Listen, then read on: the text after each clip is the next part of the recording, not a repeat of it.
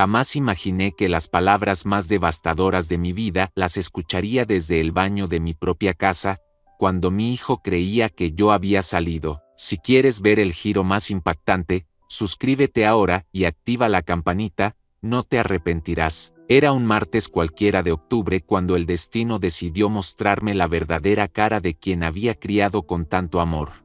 Yo, Eduardo Mendoza, de 73 años, constructor de un imperio empresarial desde la nada, estaba a punto de descubrir que mi único hijo había estado planeando mi destrucción durante meses. Todo comenzó cuando regresé temprano de una cita médica cancelada. Al entrar sigilosamente por la puerta trasera para no despertar a mi esposa, que descansaba por su artritis, escuché voces provenientes de mi estudio. La voz de mi hijo Rodrigo resonaba con una frialdad que nunca había percibido antes. El viejo está cada vez más confundido, decía con desprecio. Ayer me preguntó 3 veces sobre el mismo contrato. Es perfecto para nuestro plan. Me quedé petrificado detrás de la puerta entreabierta. La otra voz pertenecía a un abogado, alguien que no reconocí. ¿Estás seguro de que podemos proceder sin sospechas?, preguntó el profesional. Completamente, respondió Rodrigo con una confianza escalofriante. Tengo documentación médica que sugiere deterioro cognitivo. El doctor Herrera me ayudará con el diagnóstico oficial. En 3 meses, máximo 4, tendré control total de Mendoza Industries. Mi corazón se detuvo. Doctor Herrera era nuestro médico familiar desde hace 20 años. La empresa que había construido ladrillo a ladrillo, contrato a contrato, desde mis humildes inicios como albañil, estaba siendo planificada para ser robada por mi propio hijo. ¿Y su padre no sospecha nada?, insistió el abogado. Rodrigo se rió con una crueldad que jamás había escuchado. Papá es un sentimental. Cree que soy el hijo perfecto que siempre quiso. No tiene idea de que llevo 2 años documentando cada vez que olvida algo, cada momento de confusión. He grabado conversaciones donde parece desorientado. ¿Grabado sin su consentimiento? ¿Acaso importa? Cuando tenga el control legal, él estará en un asilo de lujo donde podrá vivir sus últimos años sin preocupaciones. Es lo mejor para todos. Las lágrimas quemaron mis ojos, pero no de tristeza, sino de una furia fría que comenzaba a cristalizarse en algo mucho más peligroso: determinación absoluta. Los $3.2 millones en activos líquidos serán transferidos inmediatamente, continuó Rodrigo. La empresa vale aproximadamente $8.5 millones según la última evaluación. Con las propiedades inmobiliarias, estamos hablando de casi $15 millones en total. Cada número era como una puñalada.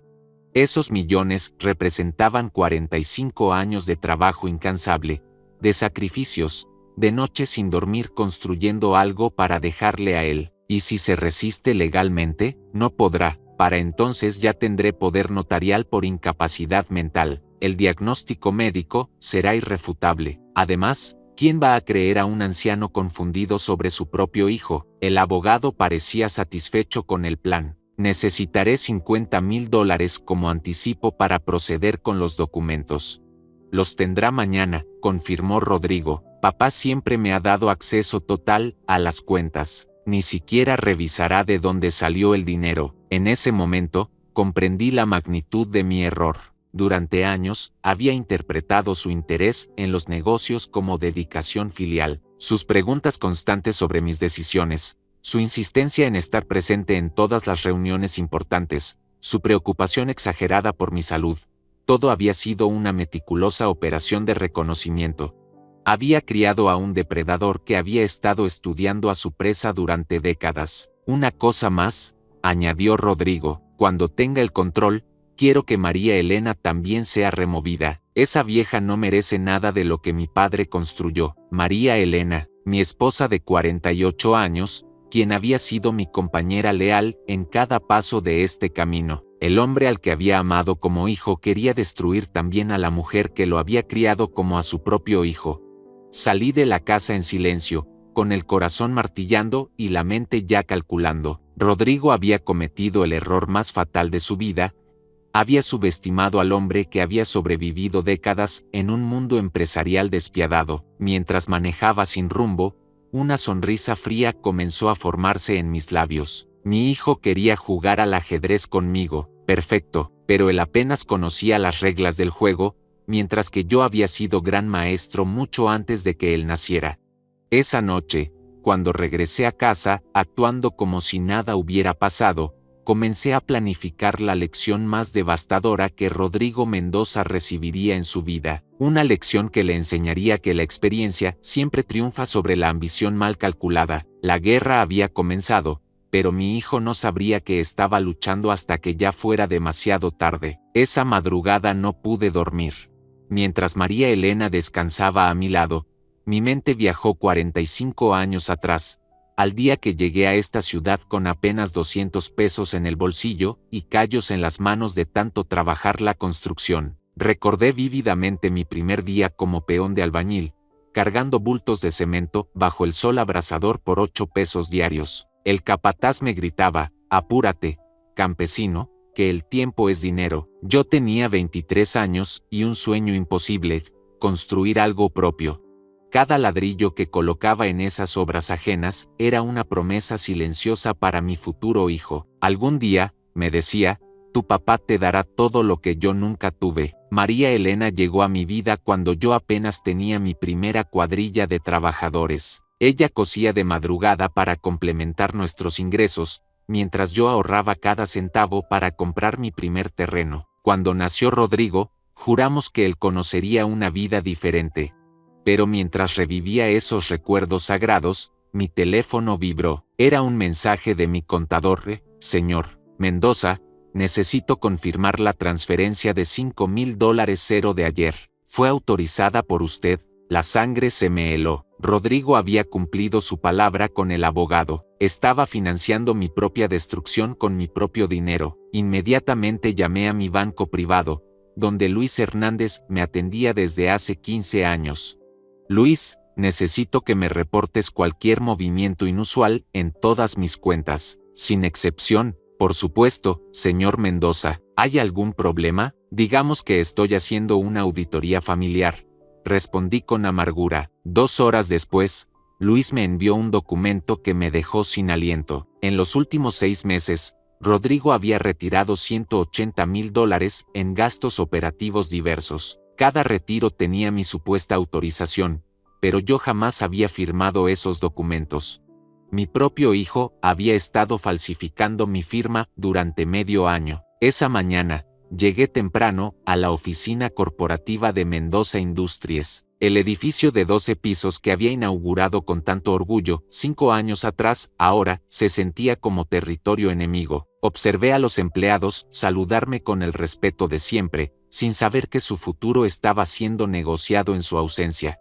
Desde mi oficina del piso 12, llamé discretamente a Patricia Vega, una investigadora privada que había usado en casos de fraude empresarial. «Patricia, necesito que investigues a alguien muy cercano a mí». Absoluta discreción. «¿Qué tipo de investigación, señor Mendoza? Quiero saber con quién se reúne, qué documentos maneja, qué planes tiene, y necesito evidencia legal de todo. ¿Cuánto tiempo tengo? El que sea necesario, pero actúa rápido. Sospecho que el tiempo se está agotando».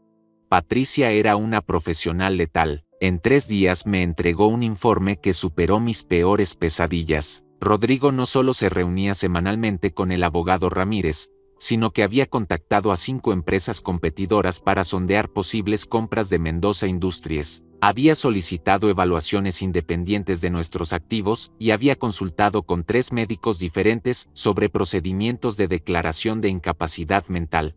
Pero lo más devastador estaba en las fotografías de vigilancia. Rodrigo entrando al consultorio del doctor Herrera con un sobre Manila, saliendo sonriente 2 horas después. Nuestro médico familiar, el hombre que había atendido el nacimiento de Rodrigo, que había cuidado de María Elena durante su cáncer, que me había salvado de un infarto hace 3 años, estaba siendo comprado para destruirme. Esa tarde, cuando Rodrigo llegó a la oficina con su sonrisa habitual, lo observé con ojos completamente nuevos. Ya no veía al hijo que había educado en las mejores universidades, sino al depredador que había estado preparando mi aniquilación. «Papá, ¿cómo te sientes hoy?», preguntó con esa falsa preocupación que ahora reconocía como pura manipulación. Un poco confundido, mentí deliberadamente. «Creo que firmé algunos documentos ayer, pero no recuerdo cuáles».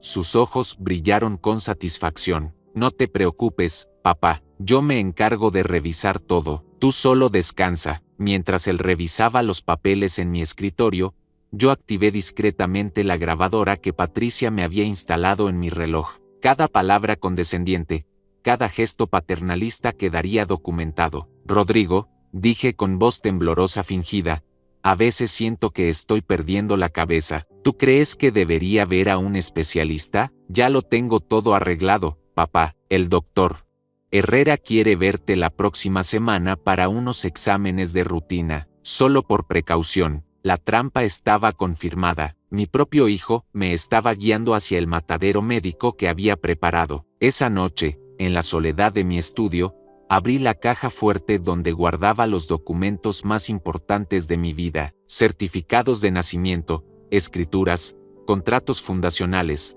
todo el papel que probaba 4 décadas de construcción meticulosa. Pero ahora, por primera vez, estos documentos tendrían un propósito diferente. No serían el legado que dejaría a mi hijo, sino las armas que usaría para enseñarle la lección más costosa de su existencia. Rodrigo creía que estaba cazando a un anciano vulnerable. No tenía idea de que había despertado al empresario más implacable que jamás conocería. Tomé mi teléfono y marqué un número que no había usado en 5 años. «¿Andrés Villalobos?» «Eduardo, qué sorpresa escucharte». Andrés era el tiburón corporativo más letal del país. Si necesitaba hacer desaparecer a alguien del mundo empresarial, él era mi hombre. «Andrés, necesito que vengas mañana temprano. Tenemos que discutir una operación muy delicada». «¿Qué tipo de operación?». «El tipo que termina carreras para siempre». Mientras colgaba, una sonrisa feroz se dibujó en mi rostro. Rodrigo había iniciado una guerra, pero yo la terminaría. Y cuando terminara con él, su nombre sería sinónimo de advertencia en toda la industria. La caza había comenzado, pero esta vez, yo era el depredador. Andrés Villalobos llegó a mi oficina a las 6 de la mañana, como en los viejos tiempos cuando éramos socios en proyectos imposibles. Su presencia siempre había sido intimidante. 1,90 m de altura, trajes de 15,000 pesos y una reputación que hacía temblar a corporaciones enteras.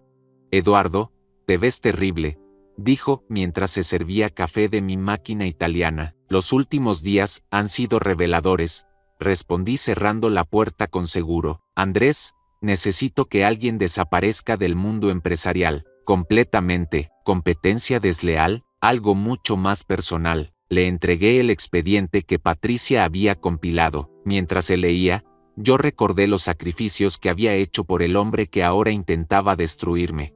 Cuando Rodrigo cumplió 18 años, vendí mi auto clásico, un Mustang 1967 que había restaurado con mis propias manos, para pagar su primer año en Harvard. Era mi único lujo personal, pero ver su rostro de felicidad al recibir la carta de aceptación valió cada centavo. Durante sus 4 años universitarios, trabajé 18 horas diarias para cubrir los $280,000 que costó su educación. María Elena cosía uniformes por las noches para ayudar con los gastos extras. Nunca le dijimos que estábamos sacrificando nuestras vacaciones, nuestra comodidad, nuestros propios sueños por su futuro. Cuando se graduó magna cum laude en Administración de Empresas, lloré de orgullo en la ceremonia. «Este muchacho va a llevar la empresa a niveles que yo nunca imaginé», le dije a María Elena mientras lo veíamos recibir su diploma. «Qué ingenuo fui». «Eduardo», la voz de Andrés me trajo de vuelta al presente, «esto es dinamita pura.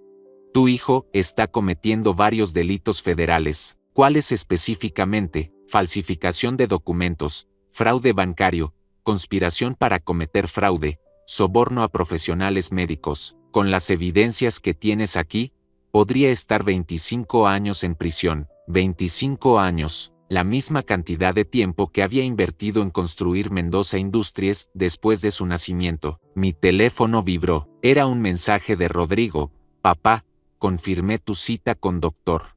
Herrera para mañana a las 2 p.m. Es importante que vayas, tu salud mental es prioridad. La ironía era aplastante. El mismo hijo por quien había hipotecado mi casa 3 veces durante la crisis del 2008 para mantener la empresa a flote, ahora usaba esos mismos recursos para financiar mi destrucción. Recordé vívidamente esa crisis. Los bancos cerraron nuestras líneas de crédito de la noche a la mañana. Tenía 500 empleados cuyas familias dependían de nosotros. Rodrigo tenía 22 años y estudiaba su maestría en Europa. Papá, ¿por qué no vendes la empresa y nos retiramos? Me había sugerido por teléfono desde Barcelona. Porque 500 familias quedarían en la calle, le respondí. Nosotros no abandonamos a nuestra gente. Trabajé como animal durante 2 años para salvar cada puesto de trabajo. Vendí mi colección de arte, nuestro departamento en la playa, hasta los anillos de matrimonio de María Elena fueron empeñados. Pero salvamos la empresa y a cada empleado. Cuando Rodrigo regresó con su maestría en finanzas internacionales, lo recibí como al hijo pródigo. Le di una oficina en el piso 11, un salario de $25,000 mensuales y acceso total a las operaciones de la empresa. Quiero que aprendas desde adentro, le dije. Esta empresa será tuya algún día. Otra decisión que ahora se revelaba como mi perdición. Andrés, dije volviendo a la realidad, ¿qué opciones tengo? Varias. Podemos denunciarlo penalmente y destruir su vida para siempre. O podemos ser más creativos. ¿Creativos cómo? Andrés sonrió con esa expresión que había aterrorizado a media industria. ¿Recuerdas la Operación Santillán de 2018? Por supuesto que la recordaba. Andrés había expuesto públicamente a un ejecutivo corrupto durante una junta de accionistas transmitida en vivo. El escándalo fue tan devastador que el hombre tuvo que cambiar de identidad y mudarse a otro país. Rodrigo está planeando una junta extraordinaria para declararte incompetente, ¿verdad? Revisé el expediente. Efectivamente, Patricia había fotografiado documentos que mostraban planes para una reunión familiar urgente programada para el próximo viernes. ¿Cómo lo supiste? Es el modus operandi clásico: reunir a testigos, presentar evidencia médica falsa, hacer que firmes documentos, transferencia bajo presión emocional. Mi teléfono sonó. Era María Elena. Eduardo, Rodrigo vino a casa esta mañana preguntando por nuestros testamentos. Dijo que era importante actualizarlos por tu condición. ¿Qué condición? No sé, amor. Estaba muy preocupado por ti. ¿Hay algo que no me hayas dicho? La manipulación había comenzado con ella también. Mi esposa, la mujer que había sacrificado su juventud por nuestros sueños, ahora estaba siendo preparada para creer que yo estaba perdiendo la razón. María Elena, no firmes nada sin consultarme primero, ¿está bien? Claro, pero Eduardo, ¿estás bien? Rodrigo mencionó que has estado muy olvidadizo últimamente. Colgué sintiendo como la rabia se transformaba en algo mucho más peligroso: determinación absoluta. Andrés, quiero que prepares la operación más devastadora de tu carrera. Rodrigo va a tener su reunión familiar, pero será él quien salga destruido. ¿Qué tienes en mente? Quiero que documentemos todo. Cada conversación, cada documento falsificado, cada conspirador involucrado, y cuando llegue el momento, vamos a exponerlo todo públicamente. ¿Estás seguro? Una vez que empecemos, no hay vuelta atrás. Miré por la ventana hacia el edificio que había construido desde cero. Cada piso representaba años de esfuerzo, cada oficina era el resultado de decisiones calculadas, cada empleado era parte de la familia que había formado. Rodrigo creía que podía robármelo todo porque pensaba que la edad me había vuelto débil. Estaba a punto de descubrir que había confundido sabiduría con vulnerabilidad. Andrés, mi hijo quiere jugar sucio. Perfecto, pero él ha estudiado administración empresarial. Yo viví la guerra empresarial durante 4 décadas. ¿Cuál es el objetivo final? Que cuando termine con él, su nombre sea sinónimo de traición en toda la industria. Que nadie, nunca, vuelva a contratarlo o confiar en él. Eduardo, eso es una sentencia de muerte profesional. Exactamente. Andrés cerró el expediente con una sonrisa feroz. Vamos a arruinar su vida tan completamente que va a rogar por misericordia. No, lo corregí con voz glacial. Vamos a enseñarle que cuando traicionas a un león, no obtienes su reino, obtienes sus colmillos. La venganza perfecta estaba tomando forma, y mi hijo no tenía la menor idea de la tormenta que se aproximaba. Esa tarde, mientras esperaba en el estacionamiento del consultorio del doctor Herrera, mi mente vagó hacia los primeros pasos de Rodrigo. Lo recordé a los 3 años, corriendo por las obras en construcción con su casco amarillo diminuto, gritando, «Papá, papá, mira», mientras yo dirigía a los trabajadores. «Algún día esto será tuyo, campeón», le decía mientras él fingía manejar la excavadora de juguete que le había comprado. Sus ojos brillaban con adoración pura cada vez que me veía llegar del trabajo, cubierto de polvo pero cargado de sueños. A los 8 años, ya sabía leer planos arquitectónicos básicos. Lo llevaba a las reuniones con clientes importantes, donde se quedaba callado en su silla, absorbiendo cada palabra como una esponja. Los inversionistas se divertían viendo al pequeño ingeniero hacer preguntas inteligentes sobre cimientos y estructuras. «Este niño tiene madera de empresario», me decía el arquitecto Morales después de una presentación donde Rodrigo había señalado un error en los cálculos de ventilación. Tenía razón. Mi hijo había encontrado un fallo que nos habría costado $50,000 en reparaciones posteriores. Pero mientras recordaba esos momentos dorados, Patricia me envió nuevas fotografías que destrozaron cada recuerdo hermoso. Las imágenes mostraban a Rodrigo saliendo del consultorio médico con una sonrisa triunfante, cargando una carpeta manila. 20 minutos después, las cámaras lo captaron en una cafetería cercana, entregando documentos a un hombre que reconocí inmediatamente, el notario Contreras, especialista en testamentos y poderes legales. Mi teléfono vibró con un mensaje de Patricia. «Eduardo», intercepté la conversación. «Rodrigo acaba de obtener un diagnóstico médico falso que certifica deterioro cognitivo severo. Fecha programada para presentación legal, próximo martes». Martes, en 4 días, mi propio hijo planificaba presentar documentos fraudulentos para declararme legalmente incompetente. El doctor Herrera me recibió con la cordialidad de siempre, pero algo en sus ojos había cambiado. Durante 30 años, este hombre había sido como un hermano para nuestra familia. Había atendido cada enfermedad de Rodrigo, había estado presente cuando María Elena luchó contra el cáncer, había sido el médico que me salvó durante mi infarto. «Eduardo», Rodrigo me comentó algunas preocupaciones sobre tu estado mental últimamente, comenzó con una voz extrañamente formal. «¿Qué tipo de preocupaciones, doctor?» «Episodios de confusión, pérdida de memoria, dificultades para tomar decisiones complejas. Creo que deberíamos hacer algunos exámenes especializados». Cada palabra era una puñalada. Este hombre, que había jurado proteger mi salud, ahora participaba activamente en mi destrucción por dinero de mi propio hijo. «Doctor Herrera», dije con calma aparente, «¿cuánto le pagó Rodrigo por este diagnóstico?» Su rostro se puso pálido. «Eduardo, no sé de qué hablas. Solo estoy preocupado por tu bienestar». «¿50,000? ¿100,000? ¿Cuál fue el precio de 30 años de amistad?»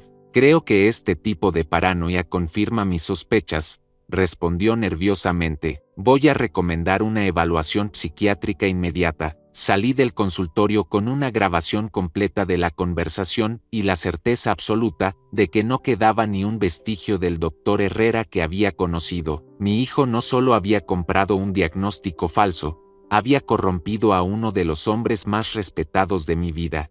Esa noche, en mi estudio, abrí el álbum de fotografías familiares que María Elena había mantenido durante décadas. Página tras página mostraban la evolución de nuestro hijo, su primera comunión, graduación de preparatoria, ingreso a la universidad, obtención de títulos, promociones en la empresa. En cada foto, Rodrigo sonreía con esa mezcla de orgullo y ambición que yo había interpretado como amor filial. Ahora, viendo esas mismas imágenes con conocimiento de su traición, podía detectar algo más siniestro, el cálculo frío de alguien que siempre había visto nuestra relación como una inversión a largo plazo. Mi teléfono sonó. Era Andrés. «Eduardo, tengo noticias explosivas». Rodrigo no solo está falsificando documentos médicos, también ha estado manipulando los estados financieros de la empresa. ¿Cómo es eso posible? Tu contador, Jiménez, está involucrado. Han estado inflando gastos operativos y creando facturas fantasma para justificar transferencias de dinero a cuentas controladas por Rodrigo. La traición era más profunda de lo que había imaginado. Jiménez había sido mi contador durante 15 años. Lo había contratado cuando apenas era un recién graduado. Le había pagado su especialización en tributación. Había sido padrino de bautizo de su hija menor. ¿Cuánto dinero estamos hablando? Aproximadamente $800,000 en los últimos 2 años. 800,000 pesos, casi $1,000,000 que mi hijo había robado sistemáticamente mientras yo confiaba en él ciegamente. Andrés, necesito que contactes a Roberto Salinas en la Fiscalía Anticorrupción. Esto ya no es solo traición familiar, es fraude empresarial a gran escala. ¿Estás seguro de querer involucrar autoridades? Una vez que demos ese paso, Rodrigo podría enfrentar cargos criminales reales. Cerré los ojos y sexta la imagen de mi hijo a los 5 años, durmiendo en mis brazos después de leerle su cuento favorito sobre dragones y princesas. En esa historia, el príncipe siempre salvaba el reino de las fuerzas del mal. Qué irónico que ahora yo fuera el príncipe y mi propio hijo fuera el dragón. Andrés, Rodrigo decidió convertirse en criminal el día que empezó a robar a la empresa que construí para él. Ya no es mi hijo, es un delincuente que resulta compartir mi apellido. ¿Entendido? Mañana tendremos reunión con Salinas, pero Eduardo, una vez que pongamos esto en marcha, no podrás echarte atrás. ¿Estás preparado para ver a tu hijo en prisión? Miré una vez más las fotografías esparcidas sobre mi escritorio. En todas ellas, yo aparecía sonriendo con orgullo paternal, completamente ajeno a que estaba alimentando a la víbora que algún día intentaría envenenarme. Andrés, mi hijo murió para mí el día que decidió traicionarme. Lo que estamos persiguiendo ahora es solo un criminal que necesita ser detenido. Perfecto, mañana comenzamos la fase legal de su destrucción. Esa noche, mientras María Elena dormía, salí al jardín donde había enseñado a Rodrigo a andar en bicicleta, donde habíamos jugado fútbol los domingos, donde habíamos construido juntos una casa de árbol que aún seguía en pie. Cada recuerdo hermoso ahora estaba contaminado por el conocimiento de su traición. Pero en lugar de tristeza, sentía una determinación férrea creciendo en mi pecho. Rodrigo había apostado todo a que el amor paternal me haría débil ante su ataque. No calculó que ese mismo amor, una vez traicionado, se convertiría en la fuerza más implacable que jamás enfrentaría. La guerra legal comenzaría mañana, y mi hijo estaba a punto de descubrir que había elegido al enemigo equivocado. La reunión con Roberto Salinas en la Fiscalía Anticorrupción estaba programada para las 8 de la mañana. Mientras me preparaba, recordé el día que tomé la decisión más arriesgada de mi carrera empresarial, la expansión hacia el sector hotelero. Era 2010. Y Rodrigo acababa de cumplir 25 años. Había regresado de su maestría lleno de ideas innovadoras sobre diversificación de inversiones. Papá, el sector turístico es el futuro. Deberíamos construir resorts de lujo, me había sugerido durante una cena familiar. Su propuesta era brillante. Había preparado un análisis de mercado de 150 páginas, proyecciones financieras detalladas y contactos con inversionistas europeos interesados en el proyecto. Me sentí inmensamente orgulloso de su visión empresarial. Invertimos $4.2 millones en la construcción del Resort Paradise Bay, nuestro primer hotel de 5 estrellas. Rodrigo supervisó personalmente cada aspecto del proyecto, desde el diseño arquitectónico hasta la selección del personal. Trabajamos 18 horas diarias durante 2 años para hacer realidad su sueño. Cuando finalmente abrimos las puertas en 2012, el éxito fue inmediato. Las reservaciones se agotaron durante los primeros 6 meses. Las reseñas en línea fueron excepcionales, y los ingresos superaron nuestras proyecciones más optimistas en un 40%.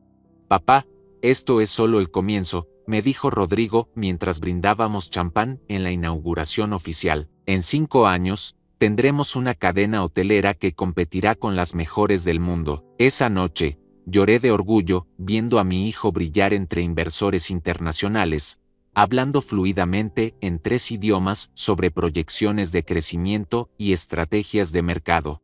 Este muchacho va a llevar nuestro apellido a alturas que yo nunca imaginé, le susurré a María Elena mientras veíamos su presentación, pero ahora, 7 años después, descubría que esa misma inteligencia que había admirado tanto estaba siendo usada para destruirme sistemáticamente. Roberto Salinas era un fiscal implacable con fama de no aceptar sobornos ni presiones políticas. Su oficina parecía un búnker, cámaras de seguridad, detectores de metales y guardias armados en cada esquina. Señor Mendoza, dijo mientras revisaba el expediente que Andrés le había entregado, estas evidencias son extraordinariamente comprometedoras. Su hijo ha violado al menos 12 leyes federales diferentes. ¿Cuáles son las más graves? Falsificación de documentos oficiales, fraude bancario agravado, soborno a funcionarios médicos, lavado de dinero y conspiración para cometer fraude. Solo las primeras 3 podrían significar entre 15 y 20 años de prisión.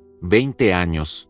Rodrigo tenía 32 años. Si era condenado, saldría de prisión a los 52, con su vida profesional completamente arruinada. Fiscal Salinas, intervino Andrés, también tenemos evidencia de que está sobornando empleados de la empresa para obtener información confidencial. Salinas levantó una ceja. ¿Qué tipo de información? Códigos de acceso a sistemas bancarios, contraseñas de cuentas corporativas, documentos de estrategia comercial, evaluaciones de activos.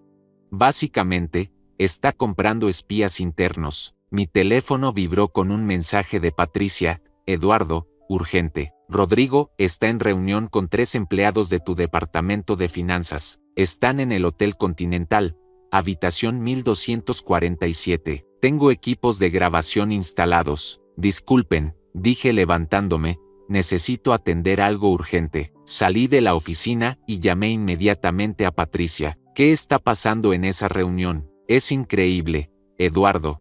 Rodrigo les está ofreciendo $1,500 a cada uno para que testifiquen sobre tu supuesta incapacidad mental durante las juntas directivas. También les prometió conservar sus empleos cuando él tome control de la empresa. 15,000 pesos por empleado. Mi hijo estaba comprando testigos falsos con el dinero que había robado de las cuentas corporativas. ¿Quiénes son los empleados? Carmen Ruiz del Departamento Contable, Miguel Santos de Recursos Humanos y Fernando López de Finanzas. Carmen Ruiz. La había contratado hace 8 años cuando era madre soltera y necesitaba urgentemente trabajo para mantener a sus 2 hijas. Le había pagado cursos de especialización en contabilidad forense y la había promovido 3 veces. El año pasado, cuando su hija menor necesitó cirugía cardíaca, yo personalmente cubrí todos los gastos médicos. Miguel Santos era aún más doloroso. Lo conocía desde que era pasante universitario. Lo había tomado bajo mi tutela. Había sido testigo en su boda, padrino de bautizo de su primer hijo. Durante la pandemia, cuando la empresa enfrentó dificultades, él fue uno de los pocos empleados que mantuve en nómina completa para proteger a su familia. Fernando López había comenzado como mensajero hace 15 años. Yo mismo lo había motivado a estudiar finanzas por las noches, había financiado su educación y lo había ascendido gradualmente hasta convertirlo en jefe de departamento. 3 personas a las que había tratado como familia, que habían prosperado gracias a mi confianza y generosidad, ahora estaban dispuestas a traicionarme por dinero robado de mi propia empresa. Patricia, ¿están aceptando la propuesta? Carmen parece dudosa, pero Miguel y Fernando ya firmaron documentos de compromiso. Rodrigo les entregó sobres con efectivo como adelanto. Regresé a la oficina de Salinas con una furia controlada que me daba claridad mental absoluta. Fiscal, acabamos de documentar soborno activo a testigos. Mi hijo está en este momento comprando testimonios falsos para usarlos en procedimientos legales fraudulentos. Tiene evidencia directa, grabaciones de audio y video de las transacciones. Los empleados están recibiendo dinero en efectivo a cambio de perjurio planificado. Salinas se inclinó hacia adelante con interés renovado. Señor Mendoza, Esto convierte el caso en algo mucho más serio. Estamos hablando de una operación criminal organizada. ¿Qué significa eso en términos legales? Significa que podemos proceder con cargos de crimen organizado, lo que llevaría la sentencia potencial a 30 años de prisión sin posibilidad de libertad condicional. 30 años. Una sentencia de cadena perpetua, efectiva para alguien de la edad de Rodrigo. Andrés, dijo Salinas volviéndose hacia mi abogado, necesito que preparen una operación de evidencia controlada.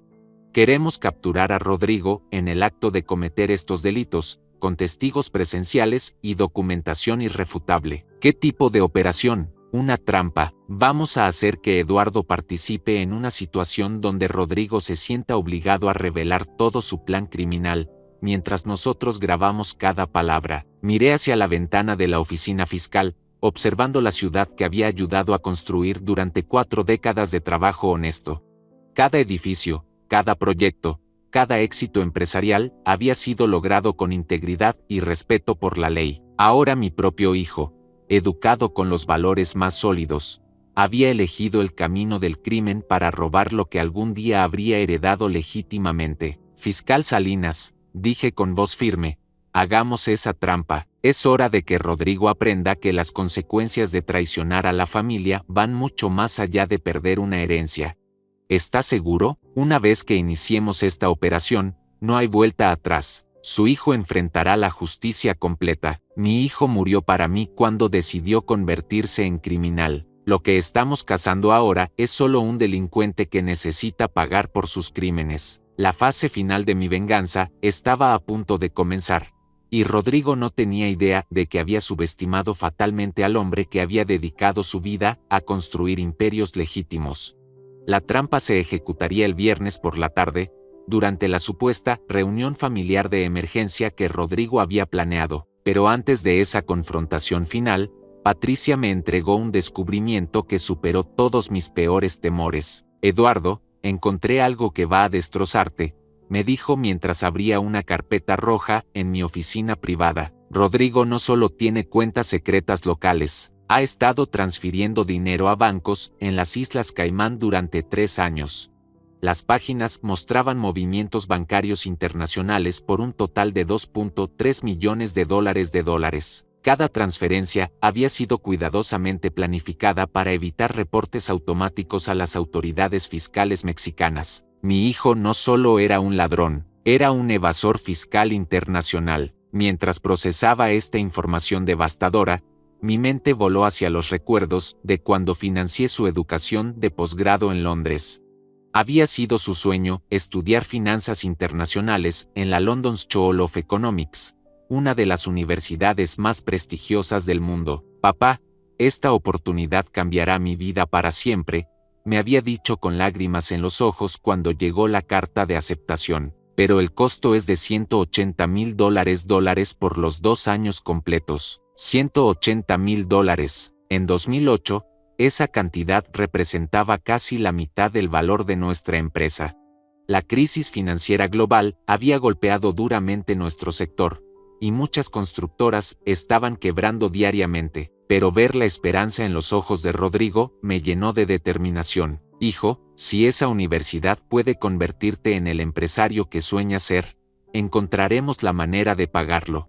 Hipotequé nuestra casa principal, vendí mi colección de arte precolombino que había tardado 20 años en reunir, y persuadí a 3 inversionistas privados para que me prestaran el dinero restante al 18% de interés anual. Durante esos 2 años, trabajé como poseído para pagar no solo la educación de Rodrigo, sino también los intereses de los préstamos.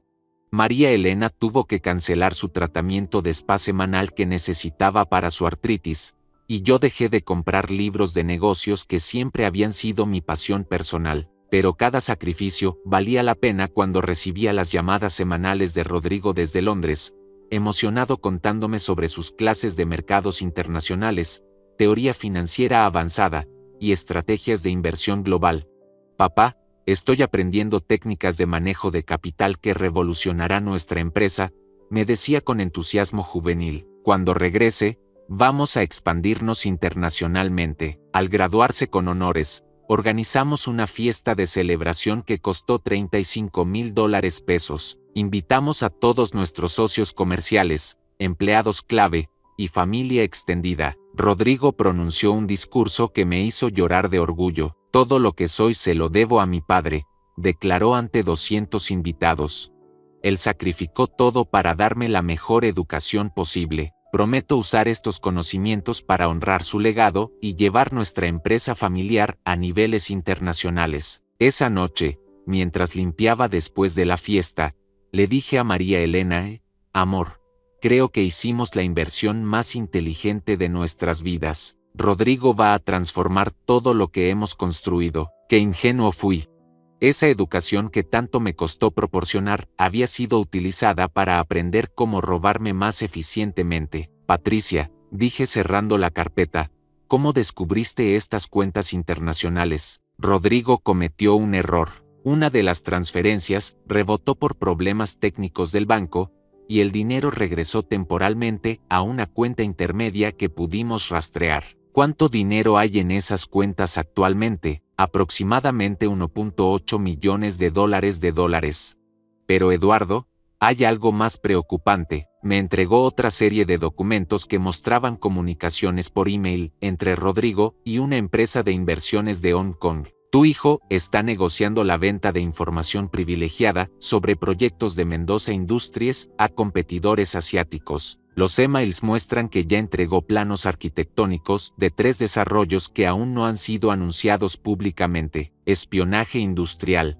Mi propio hijo estaba vendiendo secretos comerciales a empresas extranjeras mientras yo confiaba en él como mi mano derecha. El teléfono sonó. Era Rodrigo. Papá, ¿cómo te sientes hoy? Espero que hayas descansado bien después de tu consulta con el doctor Herrera. Su voz tenía esa falsa preocupación que ahora reconocía como pura manipulación teatral. Me siento un poco confundido, hijo. El doctor mencionó algunos exámenes adicionales. Sí, papá, de hecho, quería hablar contigo sobre eso. ¿Podrías venir a la oficina esta tarde? Tengo algunos documentos importantes que necesitan tu firma. Los documentos de transferencia. Rodrigo estaba acelerando su cronograma, probablemente porque sospechaba que su tiempo se agotaba. Por supuesto, hijo. ¿A qué hora? A las 4 estaría perfecto. Y papá, sería bueno que María Elena también viniera. Hay decisiones familiares importantes que discutir. María Elena. Quería a mi esposa presente como testigo de mi supuesta incompetencia, o quizás para presionarme emocionalmente a firmar documentos que no entendía completamente. Ahí estaremos, Rodrigo. Después de colgar, llamé inmediatamente al fiscal Salinas. Roberto, Rodrigo aceleró el cronograma. La confrontación será hoy a las 4 de la tarde. Perfecto. Tendremos equipos de grabación instalados en tu oficina y 2 agentes encubiertos en el edificio. ¿Estás preparado para esta actuación? He estado preparándome toda la semana. Rodrigo va a ver al padre confundido y vulnerable que espera encontrar. Eduardo, recuerda que una vez que tengamos las grabaciones de él confesando los delitos, procederemos con el arresto inmediato. No habrá oportunidad para arrepentimientos. Roberto, después de lo que he descubierto esta semana, mi único arrepentimiento sería no haber descubierto su traición años antes. Esa tarde, mientras me preparaba para la actuación más importante de mi vida, miré una última vez la fotografía de graduación de Rodrigo en Londres. En la imagen, sostenía su diploma con una sonrisa radiante, mientras yo lo abrazaba con orgullo paternal absoluto. Esa fotografía había estado en mi escritorio durante 8 años, recordándome diariamente la inversión más importante que había hecho en mi vida. Ahora, esa misma imagen me recordaba la lección más amarga que jamás había aprendido, que el amor incondicional puede crear monstruos cuando se combina con educación privilegiada y oportunidades ilimitadas. Rodrigo había usado cada dólar invertido en su educación, cada conexión que yo le había proporcionado, cada conocimiento que había adquirido, para planificar la destrucción del hombre que había sacrificado todo por darle esas herramientas.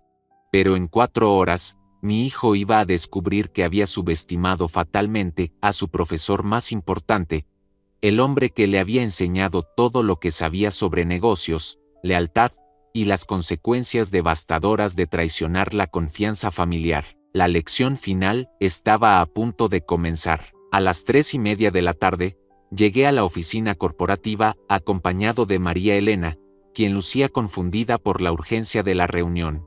Los agentes encubiertos del fiscal Salinas ya estaban posicionados, uno como técnico de mantenimiento en el piso 11 y otro como cliente potencial en la sala de espera. Mientras subíamos en el elevador, María Elena me tomó del brazo con preocupación genuina. «Eduardo, ¿realmente estás bien? Rodrigo ha estado muy preocupado por tu salud mental últimamente». La manipulación había funcionado perfectamente con ella.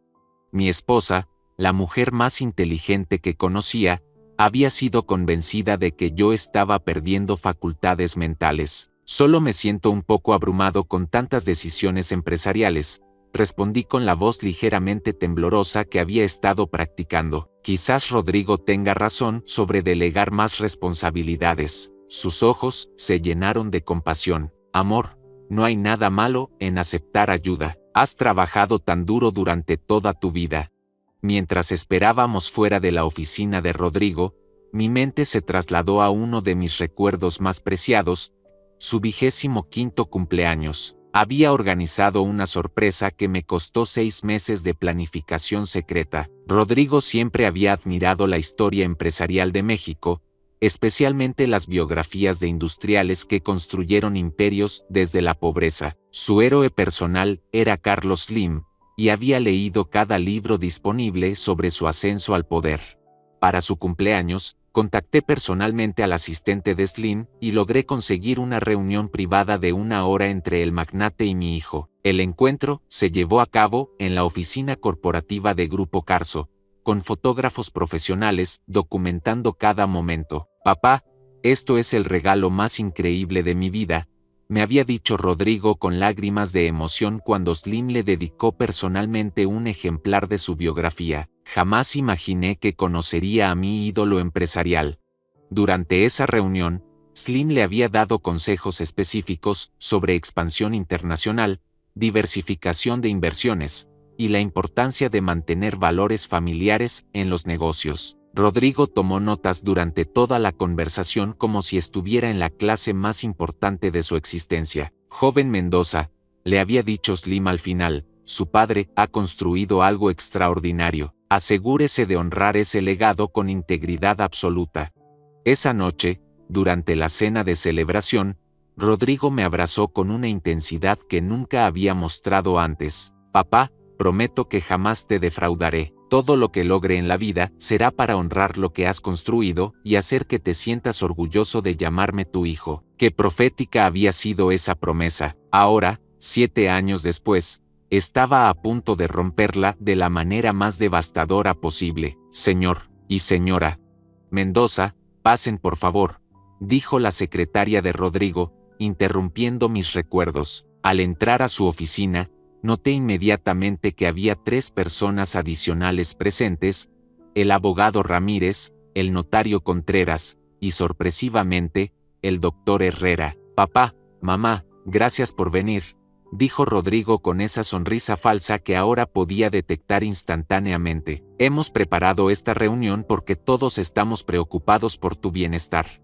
«¿Qué tipo de preocupaciones?», pregunté con voz deliberadamente confundida. El doctor Herrera se aclaró la garganta. «Eduardo, después de nuestros exámenes recientes, he identificado signos preocupantes de deterioro cognitivo que requieren atención inmediata». «¿Deterioro cognitivo? No entiendo». «Papá», intervino Rodrigo con falsa compasión, «has estado olvidando conversaciones importantes, firmando documentos sin recordarlos, tomando decisiones empresariales contradictorias.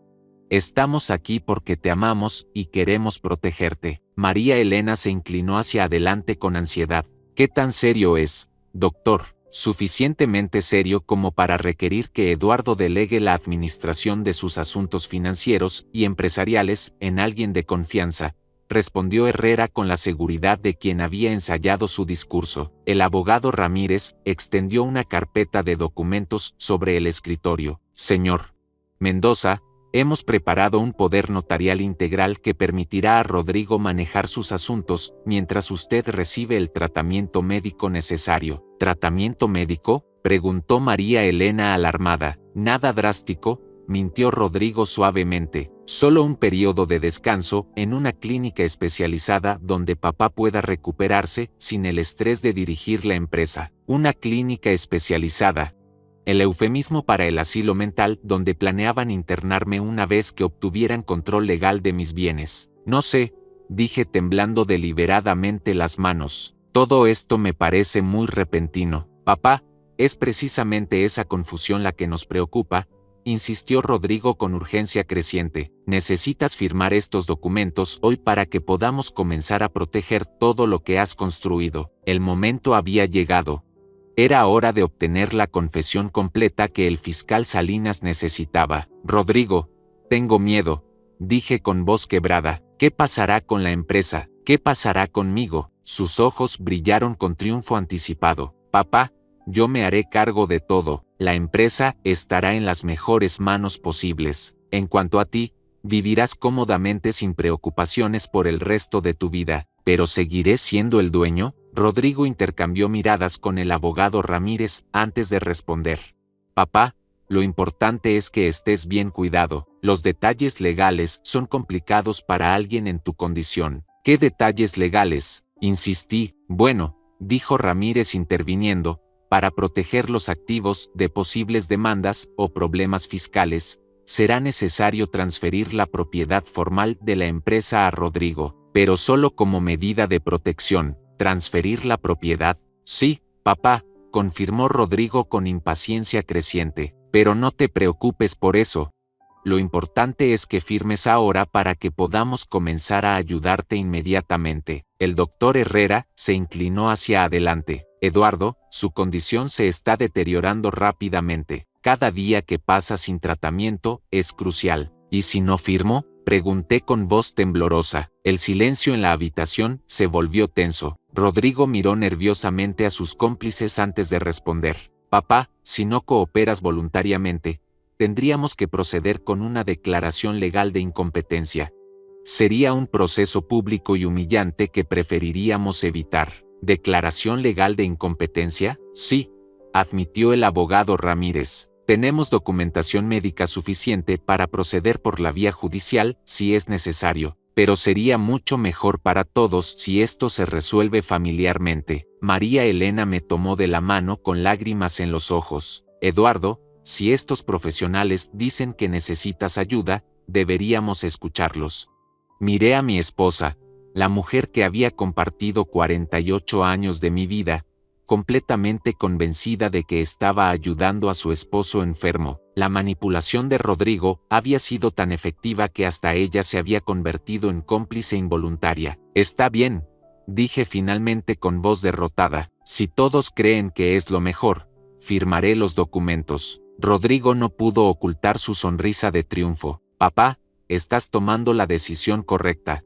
En 6 meses, cuando estés recuperado, verás que esto fue lo mejor para todos. Mientras fingía leer los documentos con confusión, sabía que cada palabra de esta conversación estaba siendo grabada por los equipos del fiscal Salinas. Rodrigo acababa de confesar públicamente fraude médico, conspiración, extorsión emocional y planes de internamiento forzoso. Tomé la pluma con mano temblorosa, sabiendo que este sería el último acto de mi actuación como víctima indefensa. En minutos, mi hijo descubriría que había subestimado fatalmente al hombre que le había enseñado todo sobre estrategia, paciencia y el arte devastador de la venganza calculada. Firmé con mano trémula y garabateé adrede un apellido ilegible. Aquel trazo bastó para que Ramírez guardara los papeles con avidez. Habían caído en la red. El sonido, apenas audible del clic proveniente del falso detector de humo, confirmó que todo había quedado registrado. Simulé mareo. Rodrigo aprovechó para abrazarme con fingida ternura y dirigirse al grupo. Procedan con la siguiente fase. Su voz reflejaba prisa. Creía que el trofeo ya era suyo. Mientras María Elena me acompañaba al sofá, recordé 2015, cuando la compañía inauguró su primera oficina en Singapur. Aquella decisión fue arriesgada. Nadie en el país imaginaba a un constructor mexicano compitiendo con gigantes asiáticos en ingeniería portuaria. Yo viajé 70 veces ese año, dormí en aeropuertos y cerré contratos a las 3 de la mañana con traductores improvisados. Rodrigo, entonces director de operaciones, me llamó héroe. Dijo que aprendería de mi audacia para algún día superarme. Jamás pensé que su ambición mutaría en veneno. En el presente, el abogado abrió una carpeta nueva, marcada Plan de Continuidad, y la deslizó hacia Rodrigo. «Requieres firmar como director ejecutivo interino», explicó. «El consejo lo ratificará en la próxima sesión». El notario asentía mientras sellaba mis consentimientos. El doctor Herrera revisaba un cronograma clínico donde destacaba en rojo la fecha de mi internación. Todo estaba calculado al minuto. Entonces apareció el último invitado, Esteban Cárdenas, exdirector de Cemex, expulsado por malversación. Lo había visto una sola vez en un cóctel de industriales. Ahora entraba con sonrisa taimada. «Ingeniero Cárdenas será mi asesor estratégico», anunció Rodrigo con voz triunfal. «Supervisará la firma mientras papá descansa». Apreté los puños. Cárdenas había quebrado 3 filiales y despedido a 2,000 obreros. Su sola presencia bastaba para desmantelar mi cultura empresarial basada en lealtad y salarios justos. Guardias privados, contratados por mi propio hijo, escoltaron a Cárdenas por el piso 11 rumbo a la sala de juntas. En cuanto cruzaron la puerta, los agentes encubiertos intercambiaron miradas. La pieza final del rompecabezas aparecía ante las cámaras. Pidieron a María Elena acompañar al doctor para explicarle el tratamiento. Mi esposa, convencida de protegerme, se marchó con ojos húmedos. Quedamos Rodrigo y yo. La oficina se tornó un rin silencioso. «Papá», susurró, olvidando la máscara, «esto es lo mejor. No estás en condiciones de dirigir. ¿Y mi gente? ¿Mis proyectos? Todo continuará, solo que con más eficiencia. Aprende a soltar». Su descaro rasgó el último hilo de piedad que podía quedarme. Asentí con apariencia resignada y pedí ir al baño. Allí, detrás del espejo, estaba el micrófono adicional. Susurré la frase convenida. «Fase Águila confirmada. Tiene sustituto nombrado». El fiscal Salinas, desde una camioneta en el estacionamiento, recibió la señal. El operativo pasaba de simple recopilación a delito flagrante. Volví a la sala justo cuando Rodrigo celebraba con Ramírez y Cárdenas la inminente reunión de accionistas. Escuché suficientes frases para enterrar sus carreras. Con el anciano fuera, venderemos la división hotelera en paquete a los chinos, comentó Cárdenas. «Correcto», respondió mi hijo, $7 millones netos. El dinero irá a Horizon Trust en las Caimán. El abogado añadió: «He preparado renuncias obligatorias para el personal antiguo. Necesitaremos liquidar al 100% para evitar filtraciones». Liquidar, despedir a quienes habían dejado el alma por la firma. Tragué fuego pero mantuve la máscara. En paralelo, mis recuerdos volvían a 2017, cuando obtuvimos el contrato de reconstrucción tras los terremotos. Abracé a cada albañil al entregarles un bono extraordinario. Dije: «Ustedes levantaron estas ciudades, no los políticos». Hoy aquellos mismos obreros serían echados por la nueva administración corrupta de mi propio hijo. Horas después, ya en casa, María Elena me confrontó con agitación. «El doctor dice que necesitas internarte este domingo. ¿Por qué no me hablaste de tu enfermedad?». La abracé con firmeza. Susurré al oído que todo era un montaje y que pronto lo entendería. Le pedí fe absoluta por 48 horas. Vi en sus ojos el choque entre el amor y la duda, pero finalmente asintió. Esa madrugada me reuní con Andrés y Salinas en la antigua bodega de la colonia obrera, donde nació la empresa cuando yo manejaba un pick-up desvencijado. Sobre una mesa metálica desplegamos planos del edificio corporativo, rutas de acceso, servidores centrales, cámaras. Decidimos bloquear, el viernes a las 18:00, los códigos maestros. Una vez que la orden judicial fuese ejecutada, los sistemas se congelarían, impidiendo que Rodrigo transfiriese un solo centavo. «¿Y si intenta huir?», preguntó Andrés. «No lo hará», respondió Salinas. Estará demasiado ocupado defendiéndose de los cargos de crimen organizado. Al amanecer, antes de retirarnos, toqué la pared descascarada de aquella bodega. Allí había mezclado cemento con mis propias manos cuando soñaba con comprar el primer camión. Sentí la aspereza bajo los dedos y comprendí que, aunque mi hijo vendiera edificios, jamás podría apropiarse de mi historia. Eso me dio una calma feroz.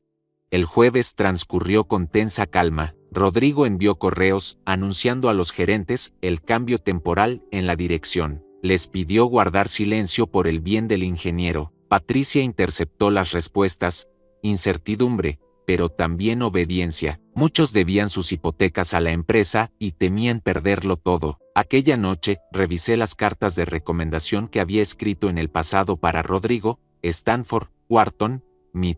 Cada una llevaba mi firma, mi prestigio, mi línea directa con decanos. Quemé las copias en la chimenea. Las llamas devoraron promesas rotas mientras afilaban mi convicción. Viernes, las 5:55 de la tarde. Los accionistas minoritarios estaban reunidos en el salón principal, conectados por videoconferencia. Rodrigo, impecable en su traje azul, abrió la sesión. Declaro iniciada esta junta extraordinaria para formalizar mi nombramiento como director general. Las puertas se cerraron. Las cerraduras electromagnéticas cambiaron a rojo. La orden judicial se había activado. En las pantallas, la señal de videollamada se congeló. Luego, apareció el emblema de la fiscalía. Rodrigo miró alrededor, desconcertado. El abogado Ramírez perdió el color cuando vio entrar a los agentes con placas oficiales. Cárdenas intentó huir por la salida de servicio, pero otro equipo ya lo esperaba. Yo entré en silencio detrás de los oficiales. No vestía traje, llevaba el casco amarillo que Rodrigo usó de niño y un chaleco de obra manchado de concreto, símbolo de mis raíces. Al verme, el rostro de mi hijo se deformó de estupor. Extendí los brazos como quien ofrece un abrazo, pero mis palabras fueron tan frías como el acero. Hijo, bienvenido a la realidad. La obra que intentaste derribar tiene cimientos que tú nunca entendiste. Los agentes le leyeron sus derechos, mientras las cámaras encubiertas transmitían todo a los accionistas y a la prensa económica que Salinas había convocado discretamente. Cada delito fue narrado con fechas, montos, nombres. La máscara perfecta de Rodrigo se hizo añicos ante medio país. Cuando lo esposaron, balbuceó mi nombre, papá. Solo respondí: las piezas del ajedrez no vencen al jugador que las mueve.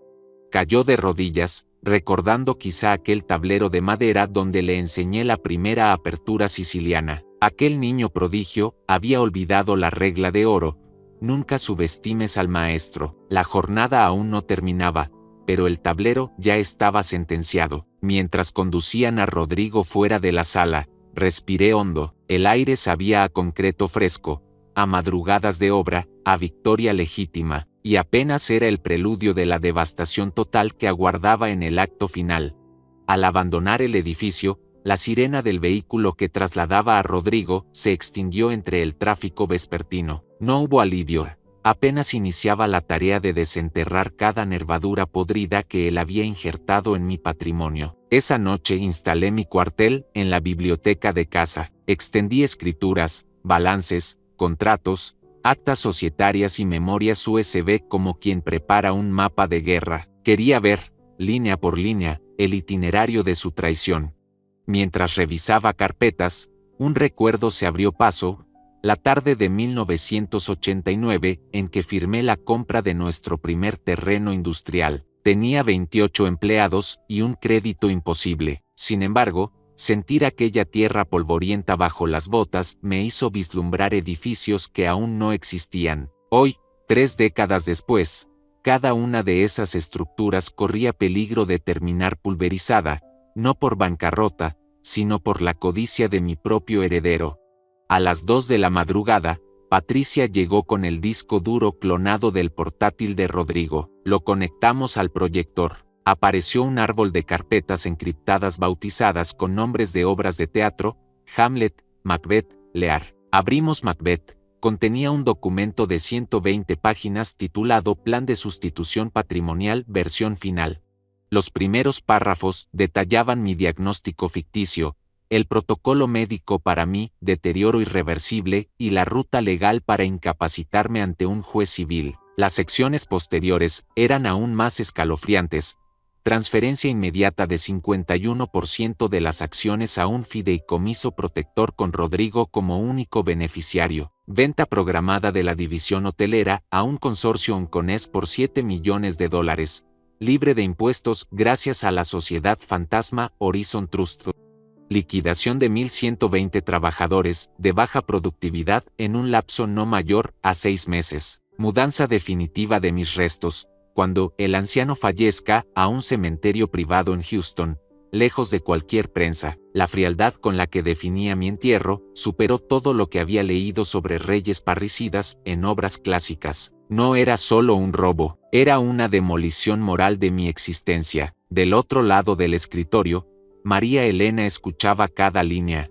Había tardado horas en asimilar la escena de la detención. Ahora, observaba el monitor con la serenidad severa que solo poseen las mujeres que han visto demasiado dolor para permitirse el llanto. Cuando leyó la cláusula donde Rodrigo planeaba vender la casa familiar para optimizar liquidez, se llevó la mano al pecho y dijo, con voz áspera, «Ese niño que educamos dejó de existir hace mucho y no lo vimos». No tuve palabras. Tomé su mano y la acaricié con gratitud muda. Entonces sonó mi teléfono. Era Luis Hernández, el gerente bancario. «Ingeniero, acaban de intentar transferir $500,000 desde su cuenta corporativa a un banco en Nassau. El sistema lo bloqueó por la alerta que usted ordenó. Proceda a congelar cualquier movimiento vinculado a mis firmas digitalizadas hasta nuevo aviso». Rodrigo, aún esposado, había movido fichas mediante apoderados. Eso confirmaba que no operaba solo. Al amanecer convoqué a los gerentes leales en videollamada privada, expuse un extracto del plan de sustitución y les mostré la orden judicial que avalaba mi control absoluto mientras durara la investigación. Algunos agacharon la cabeza avergonzados, otros, como Carmen Ruiz, derramaron lágrimas y pidieron perdón por haberse dejado seducir por el dinero fácil. Quien coopere conservará su empleo y su dignidad, sentencié. Quien encubra a mi hijo se enfrentará a la justicia. Tienen 24 horas. A las pocas horas llegaron correos con confesiones voluntarias. Entre ellos, una revelación crucial.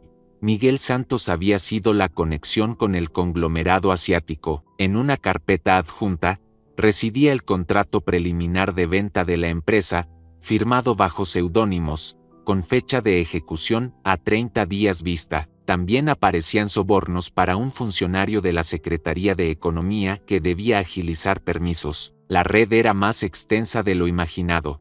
Entregué ese paquete al fiscal. Salinas respondió enviándome las grabaciones de las primeras declaraciones de Rodrigo. Escuché su voz, quebrada, asegurar que todo era idea del abogado Ramírez. Era la misma táctica que había usado de niño cuando rompía un jarrón y apuntaba al perro. Ahora, el perro era su equipo de cómplices. Esa tarde, recorrí los pasillos de la planta principal. Cada fotografía colgada en las paredes contaba una epopeya: obreros soldando vigas bajo tormenta, inauguraciones con cascos blancos, sonrisas en las fiestas de fin de año. Me detuve ante la imagen de Rodrigo, de 10 años, sosteniendo el listón inaugural de nuestro primer edificio de oficinas. Toqué el vidrio. Su reflejo superpuesto al mío parecía preguntarme quién había fallado. No encontré respuesta. Cerca de las 6, Andrés llegó con una bolsa de pruebas recién recabadas.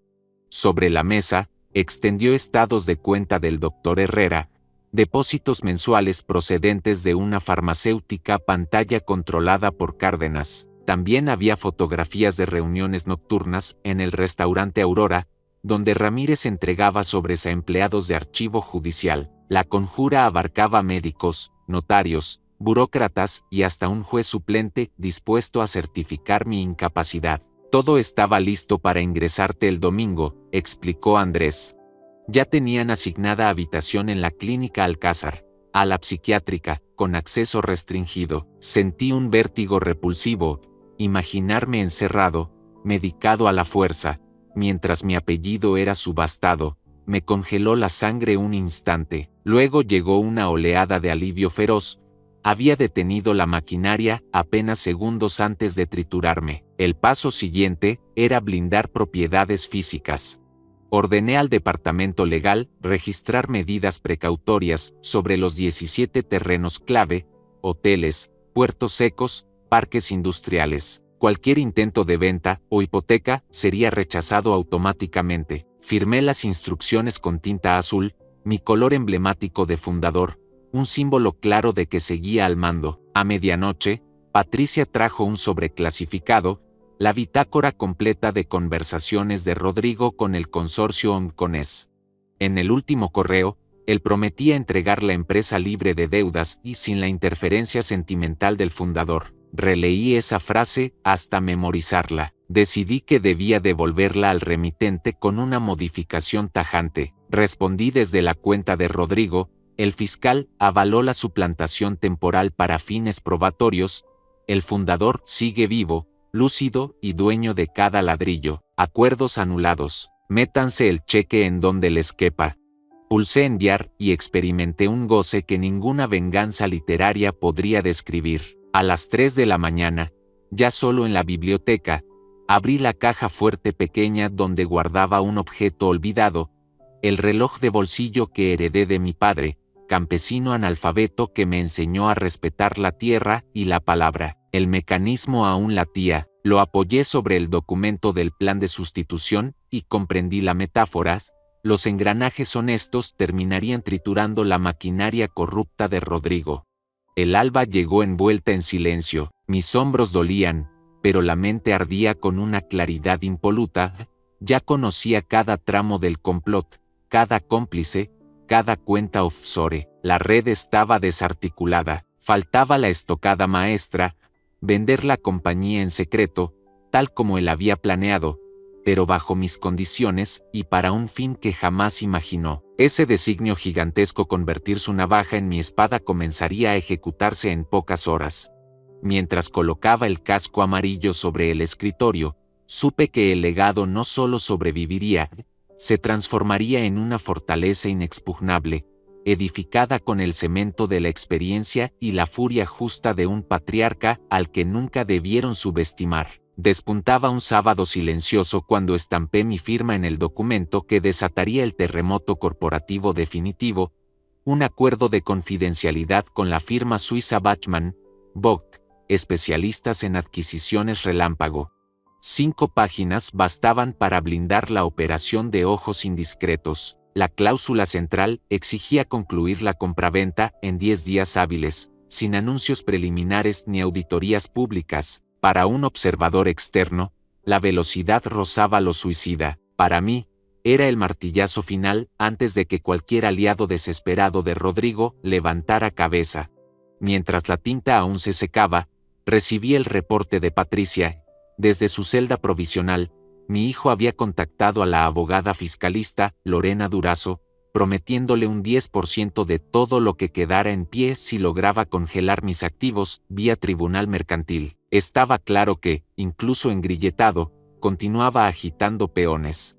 Respondí adelantándome 3 jugadas.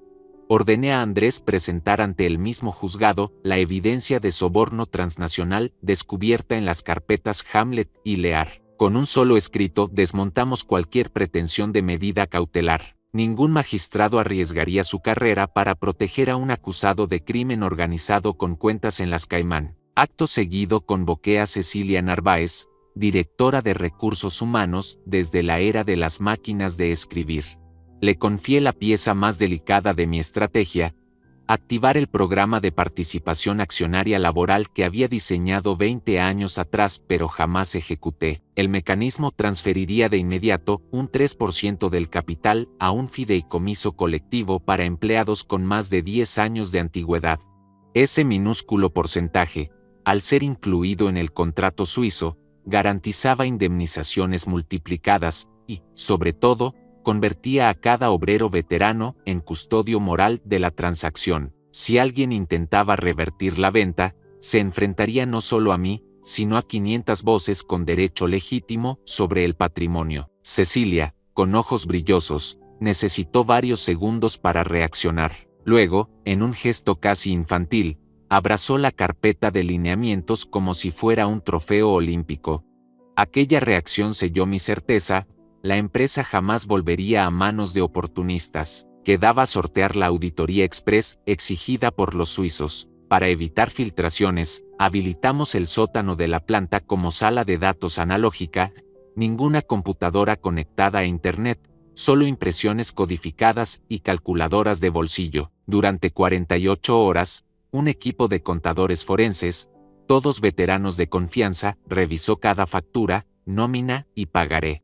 El promedio de sueño fue 2 horas por cabeza, el mío, ninguno. La cafeína volvió a ser mi combustible, igual que en los años en que levantaba muros al alba y negociaba créditos al anochecer. El lunes, al filo de las 6, un golpe retumbó en la puerta de mi despacho doméstico. 2 inspectores del SAT, voceros de una denuncia anónima, exigían acceso inmediato a mis registros contables. Su orden llevaba la firma provisional de un juez suplente, el mismo que Rodrigo había sobornado meses atrás.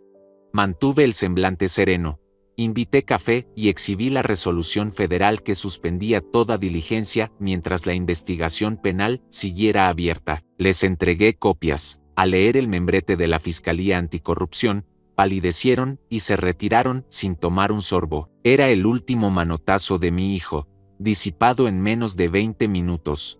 A media mañana, María Elena entró con una bandeja de té y una pregunta que llevaba horas flotando en su mirada: ¿de verdad vas a vender lo que construiste con tus manos? La invité a sentarse frente a mí y desplegué el cronograma. Punto 1. Liquidación de pasivos. Punto 2. Pago extraordinario al fideicomiso laboral. Punto 3. Transferencia del excedente a una nueva sociedad patrimonial en la que ella sería accionista mayoritaria. No hablé de mí, mi futuro personal era irrelevante. Necesitaba que comprendiera que el legado cambiaría de forma, no de esencia. Al finalizar, susurró: confío en ti, solo prométeme que esto no te arrancará el alma. Le respondí con la verdad desnuda: el alma la había perdido el día que escuché a Rodrigo planear mi entierro. Lo que hacía ahora era salvar la dignidad de cada ladrillo antes de que el fuego se propagara. Martes, las 11:57 de la noche. Sala de juntas blindada. 5 representantes de Bachmann, Bock frente a mí. Sobre la mesa, 2 carpetas idénticas, una en español, otra en alemán. Revisamos anexos durante 7 horas, sin un solo receso. Cada cifra coincidió con los estados financieros purgados de corrupción. A las 7:05 firmamos el contrato definitivo por $3.5 millones, cifra neta, transferible en 3 tramos de 48 horas. Apenas corrí la pluma sobre la última página, sentí un clic interno, como si una piedra ancestral abandonara mi pecho. No hubo brindis. Los suizos empacaron documentos y partieron al aeropuerto, escoltados por mi equipo de seguridad. Yo me quedé mirando la mesa vacía. Ahí terminaba mi reinado y comenzaba la travesía hacia un futuro sin muros ni reuniones maratónicas. Al salir del edificio, el sol temprano iluminó el casco amarillo colgado en el retrovisor de mi camioneta. Lo tomé y lo coloqué en el asiento del pasajero, símbolo de que la obra física había concluido, pero mi labor como arquitecto de destinos apenas encaraba su fase final. De camino al penal de mediana seguridad, recibí la confirmación bancaria del primer depósito, $1,5 millones cristalinos. El chofer preguntó si deseaba detenerme para celebrarlo. Negué con la cabeza.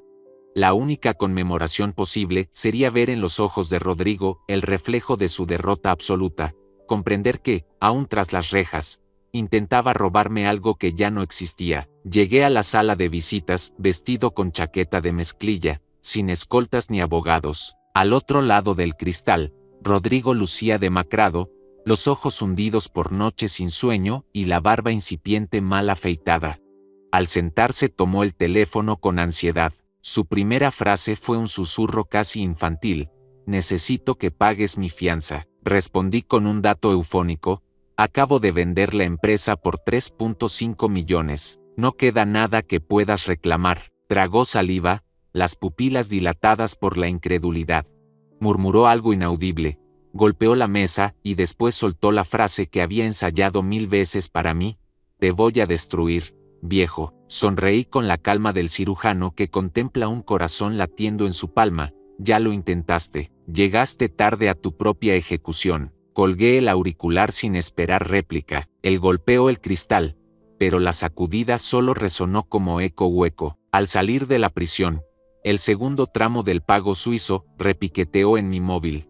Faltaba el último desembolso y la firma del fideicomiso laboral, prevista para la madrugada siguiente. El ajedrez mostraba un tablero limpio, sin torres enemigas. A lo lejos se avecinaban periodistas y opinólogos ávidos de carnaza. Pero la carnaza era humo. El Emporio Mendoza ya no pertenecía a la familia, sino a la historia. Regresé a casa mientras las luces de la ciudad se apagaban con parsimonia. En la mesa de la cocina me esperaba María Elena con 2 tazas de café. Sin pronunciar palabra, abrí el sobre que contenía el borrador de mi nueva escritura de vida, una pequeña fundación de becas técnicas para hijos de obreros, financiada con la mitad de los fondos netos de la venta. El resto se destinaría a nuestra jubilación modesta en un rancho del interior, lejos de oficinas y de consejos directivos. María Elena leyó el documento, cerró los ojos y asintió. No necesitábamos ceremonias. Habíamos atravesado un incendio y, contra todo pronóstico, conservábamos la piel entera. Subí al despacho y guardé el casco amarillo en una vitrina de cristal con un rótulo sencillo. Sirvió para construir sueños y para derrumbar mentiras. Al cerrar la puerta, sentí el crujido definitivo. El pasado se enfriaba como concreto curado. La tercera transferencia suiza llegaría al alba. Después vendría la firma del fideicomiso obrero y, tras ella, el silencio. Un silencio denso, pero limpio, que llevaría impreso el eco de cada mezcla, cada sacrificio, cada traición neutralizada. Mañana iniciaría la penúltima jugada: comparecer ante la prensa, exponer la verdad con documentos y mostrar, sin un gramo de vanidad, cómo la experiencia puede volverse guillotina cuando la ambición juvenil olvida honrar a quien la alimentó. Pero esa escena, el preludio de la devastación pública, pertenece al acto siguiente. Apagué la luz. La oscuridad ya no sabía a miedo, sabía a vindicación. El último tramo del pago helvético apareció en la cuenta fiduciaria minutos antes del amanecer. Una línea de cifrado bancario y el latido de mi pulso marcaron la consumación irrevocable. Ya no había ningún imperio que robar. Impedí que la satisfacción se adormeciera. Todavía faltaba exponer ante la luz todo lo que las sombras habían planeado. A las 7 firmé la escritura del fideicomiso obrero junto a Cecilia Narváez. Un representante de cada área estampó su rúbrica. Algunos lloraron, otros apretaron mis manos con callos que conocía desde los cimientos. Ese gesto masivo blindó la operación mejor que cualquier despacho jurídico. Salimos del notario y un coro improvisado entonó las mañanitas. Nunca un himno infantil había sonado tan insurgente. La siguiente parada fue el Foro Cívico Nacional. Andrés lo había alquilado con discreción y lo transformó en sala de prensa con 15 butacas seleccionadas. No habría pluralidad confusa, solo periodistas económicos con trayectoria incorruptible, 3 cámaras certificadas y traducción simultánea para corresponsales extranjeros. Cada asiento tenía una carpeta sellada con la palabra Veritas y un pendrive anexado. Dentro, copia íntegra de contratos, correos y las grabaciones que capturaron la conspiración. Mientras los técnicos montaban luces, recordé la cena donde Rodrigo, con 20 años, me pidió ir a Harvard. Sostuvo la copa con manos temblorosas, asegurando: prometo que cada dólar será un ladrillo más en tu sueño. Ahora esos ladrillos se erigirían como muro acusatorio frente a todo el país. El simbolismo era casi poético, la ironía, letal. A media mañana, el fiscal Salinas notificó que Ramírez y Cárdenas intentaban sobornar custodios para facilitar fuga. La oferta de 100,000 pesos terminó en otra acusación formal, cohecho dentro de centro penitenciario.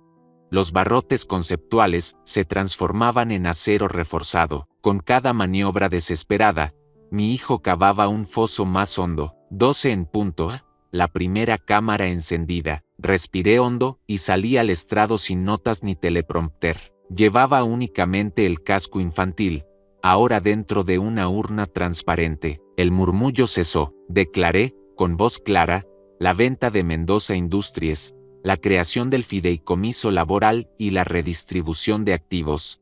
Cada dato apareció respaldado en las pantallas laterales, cronometrado como maquinaria suiza. Después proyecté el video, donde Rodrigo ofrecía sobornos a los testigos. La sala contuvo el aliento. Cuando confesaba la intención de internarme, algunos reporteros soltaron exclamaciones ahogadas. No hubo espacio para interrogantes, las pruebas hablaban solas. Cerré la exposición con la frase que llevaba días afilando: en los negocios, la ambición saludable asciende edificios, la voraz los derrumba. Hoy demuestro que la experiencia puede rescatar los cimientos antes de que la codicia convierta todo en escombros. Se desató una avalancha de flashes. Permanecí imperturbable hasta que el moderador ordenó corte. Al salir, 2 camarógrafos me ofrecieron la mano, antiguos alumnos de un programa de becas que financié hace años. El círculo vital se cerraba con exactitud matemática. La repercusión fue inmediata. En cuestión de horas, los noticiarios titularon: Patriarca desmonta complot familiar y dona empresa a trabajadores. Las acciones de firmas cómplices sufrieron caídas bruscas. Proveedores retiraron líneas de crédito a sociedades vinculadas a Ramírez. El juez que había asignado las órdenes dudosas renunció antes de que el Consejo de la Judicatura iniciara investigación disciplinaria. Aquella tarde visité la cárcel una última vez. Rodrigo aguardaba en la sala de contacto, escoltado por 2 guardias extra. Su semblante se había agrietado. Ya no quedaba rastro del ejecutivo seguro de sí mismo. Tomó el auricular sin drama, los ojos opacos. «Papá, sexta la conferencia», murmuró. «Todos me han dado la espalda», respondí con voz firme, sin rencor aparente. «A la espalda solo llegan puñales o aplausos. Tú escogiste el filo». Desvió la mirada. Musitó algo parecido a un perdón, luego a una súplica, que intercediera para cambiar la prisión por arresto domiciliario. Recordé al niño que se dormía en mi regazo, pero también al adulto que deseó mi sepultura. Sin elevar tono, dije: enseñé a mis obreros que cada viga debe soportar el peso que le corresponde. Soporta el tuyo. Colgué. Al incorporarme, vi en el reflejo del cristal una silueta encorvada. Tardé un segundo en reconocer que era la suya, no la mía. Regresé al despacho y encontré un paquete sin remitente. Dentro, el sobremanila que Rodrigo había entregado al doctor Herrera y una nota anónima. Perdóneme, no sabía la magnitud del daño. El médico, arruinado, buscaba redención. Archivé la evidencia. Su destino quedaría en manos de la justicia, no en las mías. Pasadas las 11, encendí la vieja radio de transistores que usaba en la primera cuadrilla de albañiles. Sintonizaba un bolero mientras actualizaba el balance postventa. 7 cifras limpias, la mitad ya asignada a becas, el resto distribuido en inversiones conservadoras que asegurarían cuidados médicos y un retiro modesto. Ningún yate, ningún penthouse. No necesito lujos para dormir tranquilo. Entonces sonó mi móvil. Era Luis Hernández, el banquero leal. Su voz vibraba de incredulidad. «Ingeniero, el personal sindicalizado está reunido afuera de la sucursal. Dicen que quieren agradecerle en persona». Me asomé por la ventana. Una fila de camionetas y motocicletas serpenteaba la avenida. Obreros con cascos pintados de azul sostenían pancartas improvisadas: «Gracias por creer en nosotros, la lealtad paga». Algunos alzaban copias miniatura del casco amarillo en cartón. Bajé sin escolta. Los aplausos golpearon más fuerte que cualquier auditoría. Uno de los soldadores veteranos me obsequió un trozo de acero cortado con láser en forma de engranaje, para que recuerde que las piezas, si encajan con honor, nunca se oxidan. Guardé el objeto en el bolsillo interno de la chaqueta, cerca del corazón. Era el antídoto contra el veneno de la deslealtad. Concluí el día redactando el discurso que leería mañana ante la Junta Federal de Conciliación. Solicitaría la cancelación oficial de los despidos que Rodrigo había programado. Quería que quedara asentado en acta que la traición no heredaría destrucción laboral. Pasada la medianoche, María Elena se acercó con un sobre lacrado, la invitación de la Universidad Técnica Nacional para recibir un doctorado honoris causa por su compromiso ético con la ingeniería y la justicia social. Ella sonrió tenue. Comprendimos sin palabras que la historia había torcido su cauce, pero el río seguía fluyendo con corriente digna. Cerré la jornada mirando el casco en la urna y el engranaje de acero junto a él. Dos reliquias, una de infancia y otra de madurez, testigos de la misma lección. No existe arma más contundente que la experiencia bien administrada. Sobre ese altar improvisado, apagué la luz. La venganza estaba virtualmente consumada, pero el veredicto público alcanzaría su clímax al día siguiente, cuando los tribunales leyeran a Rodrigo la lista completa de cargos mientras la prensa mundial retransmitiera cada sílaba. La calma previa al estruendo final se asentó en la casa como bruma densa. Respiré profundo, sintiendo por primera vez en meses un atisbo de descanso. Mañana llegaría la demolición definitiva de la reputación de mi heredero y el nacimiento oficial de una nueva era construida sobre cimientos que ni el odio filial pudo agrietar. Ajusté el reloj de bolsillo de mi padre y lo dejé marcar el tiempo en la mesa de noche. Cada tic resonaba como un martillo sobre un clavo. Falta un golpe más, solo uno para sellar la tapa de este ataúd de mentiras. Esa última estocada, pública y estrepitosa, el martes amaneció con un cielo descaradamente azul, como si la ciudad estuviera ansiosa por presenciar el desenlace. A las 9, el Palacio de Justicia bullía de cámaras, micrófonos y curiosos. Sobre la explanada improvisaron una plataforma para la transmisión en directo. En las pantallas gigantes se leía: audiencia por crimen organizado, caso Mendoza versus Mendoza. El eco de esa paradoja familiar retumbaba en cada rincón. Ingresé acompañado solo por Andrés y un oficial de la fiscalía que portaba dos cajas rotuladas, Evidencia A y Evidencia Barrio. Dentro, los contratos falsificados, las transferencias, los audios del complot. No necesitaba más armamentos, la realidad era suficiente dinamita. La sala principal, con capacidad para 300 personas, estaba abarrotada. Jueces de toga negra en el estrado, abogados defensores alineados como fichas nerviosas. Al fondo, representantes obreros con sus cascos azules. En primera fila, María Elena sosteniendo el reloj de bolsillo de mi padre, testigo inmutable de 4 generaciones. El murmullo cesó cuando escoltas entraron a Rodrigo. Vestía mono beige, esposas de acero y una mirada hueca que no alcanzaba a esconder el resentimiento. El magistrado central abrió la sesión.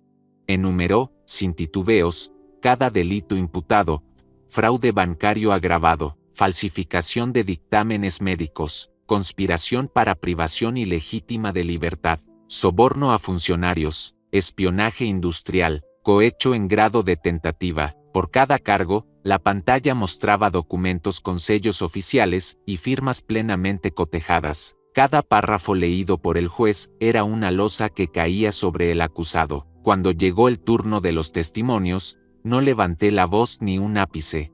Me bastaron 45 frases, todas medidas con meticulosidad quirúrgica: relatar cómo descubrí la conspiración, describir la estrategia de registrar pruebas, exponer la venta irrevocable de la empresa y, finalmente, confirmar la creación del fideicomiso laboral. Ninguna palabra buscó venganza, solo constataba hechos. La desolación en los ojos de Rodrigo revelaba que la verdad castigaba más cruelmente que cualquier discurso de odio. Ramírez intentó invalidar mi declaración, alegando emotividad excesiva. El juez le recordó que la emotividad no descalifica la evidencia técnica. Cárdenas quiso negar su participación, pero el video, donde exigía despedir 1000 obreros, ocupó la pantalla gigantesca. Su rostro, crispado, se convirtió en meme antes de terminar la audiencia. 3 horas después, el magistrado dictó prisión preventiva para Rodrigo y sus socios mientras se preparaba la sentencia firme.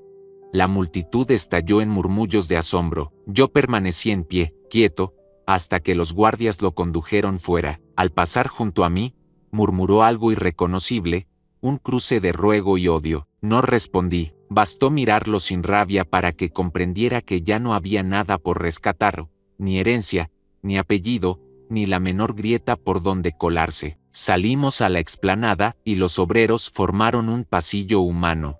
No corearon mi nombre ni agitaron pancartas, simplemente tocaron sus cascos con 2 dedos, saludo fraternal de cuadrilla. Ese gesto silencioso pesó más que una ovación. Caminé despacio entre ellos, sintiendo que cada paso sellaba un capítulo y abría un territorio nuevo.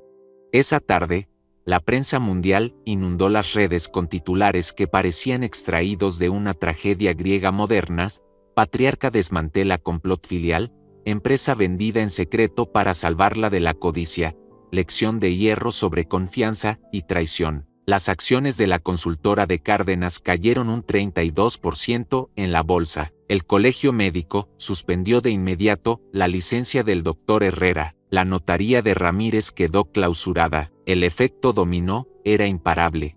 Sin embargo, mi objetivo no era el espectáculo. Aquella misma noche, en la sede del nuevo fideicomiso, firmé las primeras 40 becas técnicas para hijos de soldadores y electricistas. También autoricé préstamos blandos para emprendedores internos que quisieran abrir pequeñas constructoras subsidiarias. La semilla de un legado más plural germinaba en tiempo real. Al concluir, invité a María Elena a recorrer por última vez el edificio principal. Las luces estaban apagadas. Solo las lámparas de emergencia dibujaban sombras alargadas sobre el mármol. Subimos hasta el piso 12, donde mi oficina permanecía vacía salvo por la urna de cristal. Dentro, el pequeño casco amarillo reposaba iluminado por un astibio del alumbrado auxiliar. Supe que era hora de despedirme. Abrí la urna, deslicé el casco entre mis manos y sentí la textura áspera del plástico gastado. Ese objeto había sido testigo de la infancia de Rodrigo y símbolo de mi confianza. Ahora era reliquia de advertencia sobre los peligros de la soberbia. Lo guardé en una mochila de lona y encendí la grabadora del móvil. Este edificio se cierra, dicté. Las coordenadas del futuro ya no pertenecen a mi generación. Que las siguientes levanten sus propios muros, guiados por la memoria de lo que aquí sucedió. Dejé la llave maestra sobre el escritorio desnudo, apagué la luz y salí sin volver la vista. Al cerrar la puerta, el sistema de seguridad cambió a código rojo finale, clausura definitiva, sin posibilidad de reapertura, salvo aprobación unánime del fideicomiso obrero. El círculo se cerraba con candado de comunidad, no de ego. 2 días más tarde, partimos rumbo al rancho del interior. 50 hectáreas de encinos, un río claro y el sonido distante de ganado. Allí nos recibió Alba, la perra mestiza adoptada durante la pandemia. Corrió hacia mí con un júbilo simple, recordándome que la lealtad real nunca necesita contratos. Colgué el casco en el pórtico del granero y respiré un aire que olía a hierba y honestidad. El teléfono casi no tenía señal. Aún así, llegó la notificación final del tribunal. Juicio formal fechado para dentro de 6 meses. Probabilidad de condena superior a 25 años. No sentí placer ni alivio, solo la certeza de que el orden se restablecía. Las jornadas siguientes las dediqué a talar ramas secas, reparar cercas y sembrar semillas de huerto. Cada atardecer, mientras el cielo se teñía de naranja, repasaba mentalmente la cadena de eventos que nos condujo hasta allí. No hallaba gloria en la victoria, hallaba una enseñanza brutal. Las décadas edifican una sabiduría que no admite atajos. Quien intenta usurparla, sin comprender sus cimientos, se aplasta bajo su propio peso. Una semana después, recibí carta manuscrita de Rodrigo. Decía apenas: entiendo lo que hice, me queda vida para reflexionar. Si algún día puedo reconstruir algo útil, tal vez encuentres perdón. No respondí de inmediato, clavé la hoja en el tablón del granero, justo al lado del engranaje de acero que el soldador me regaló. Allí permanecerá, amarillenta, hasta que el tiempo decida si merece contestación. Mientras tanto, la fundación inició su primer taller de albañilería avanzada. 16 jóvenes empuñaron paletas y regles bajo la supervisión de maestros veteranos. Al finalizar la clase, uno de ellos se acercó con timidez. Don Eduardo, ¿cómo se supera el miedo a errar los cimientos? Sonreí, recordando cada madrugada de concreto mal mezclado, cada factura impaga, cada traición ya en el retrovisor.